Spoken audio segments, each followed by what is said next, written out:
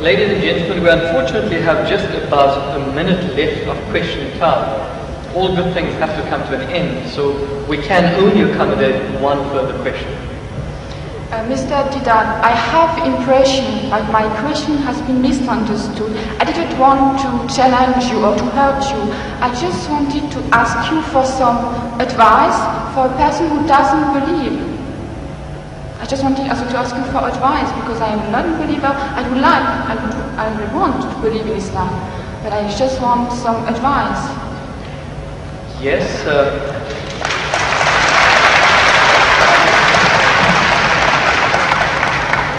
do you not feel that there was sufficient advice taken? Do you require further advice? Yeah, because I didn't have the impression that my question has been really understood. So you want to know what the bases are, or what the reasons are for a person to actually believe in one God? Which reasons? Which advice would you give to a person who is a non-believer? See, number one, we have to realize that there is a necessity for belief. If you don't believe, you can't move an inch. You can't bat an eyelid. We believe. The very fact that you believe that if you come there, stand before the mic, and when you utter the words will reach me. If you didn't believe, you wouldn't have taken that step. If you didn't believe that you will be visiting this hall and listening to a lecture, you wouldn't have come. So belief is fundamental, is basic to any move that you make. Now, without belief in what? That there is a creator. Number one, that somebody made this machine. Man, woman, he made it. And that this machine is not given without instructions. Every machine carries with it instructions. Never mind how simple that mechanism is, you get instructions. Your washing machine, your hair dryer, your motor car, anything, everything, you need a book of instructions.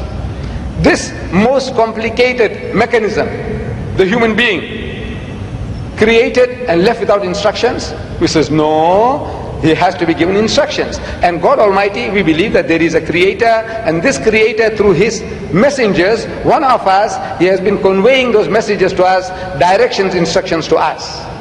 Whether those instructions remain in the pristine purity or not, that is something that is now debatable.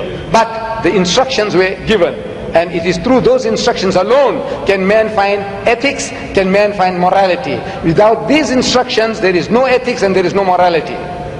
Man, being an animal by nature, he will behave like animals.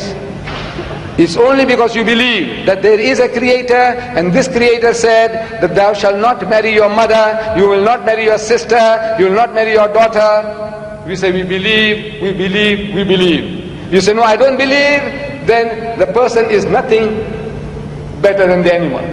See, the dogs and pigs, the way they behave, he said, well, I behave just the same because I'm an animal also. So you have to believe. But now what are you going to believe? Where is the source of that belief? Instructions which is not contaminated, which is not spoiled. In the origin we say all prophets of God, all messengers of God were divinely ordained. But the messages, because they were not preserved, God sent messengers after messengers. Messengers after messengers. This is his way to rectify his creation.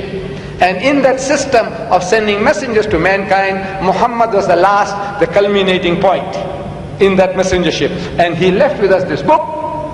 And if you read this book with an unprejudiced mind, if you haven't got one, I can present one to you if you haven't got it. This is an English translation of that book, the Quran, with an index.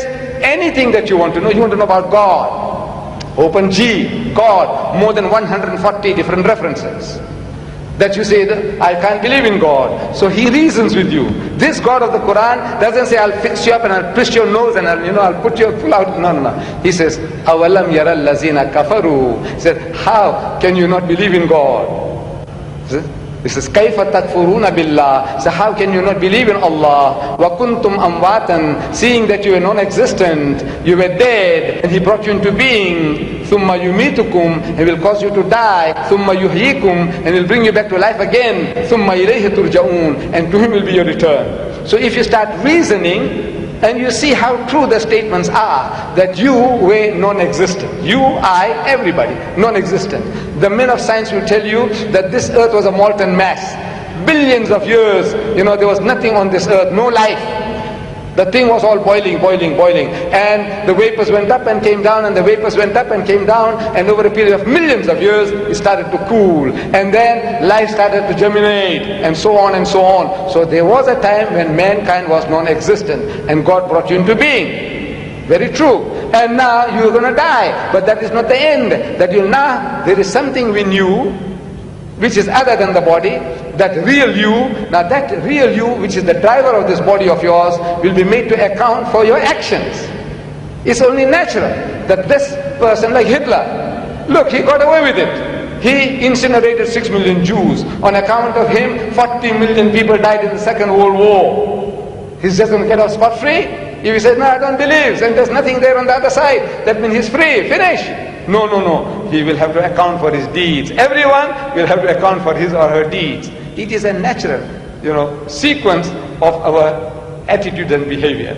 And this book explains all that. If you haven't got one, this book is yours. If you haven't got one.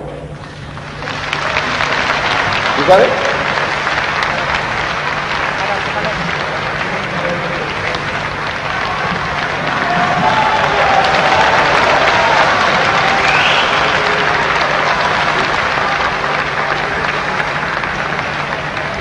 Ladies and gentlemen, unfortunately, all good things have to come to an end, where at the end of our time span, we cannot accommodate any further questions. Once we'd like to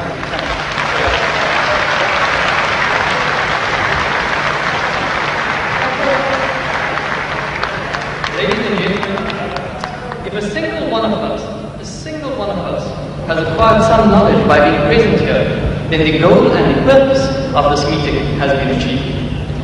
Our gratitude to the organizers, Mr. Ahmed Dilar, Mr. Abdullah Dilar, Mr. Yusuf Dilar, and perhaps special mention must be made of Mr. Shamshad Muhammad Khan, the director of the local branch of the Islamic Propagation Center.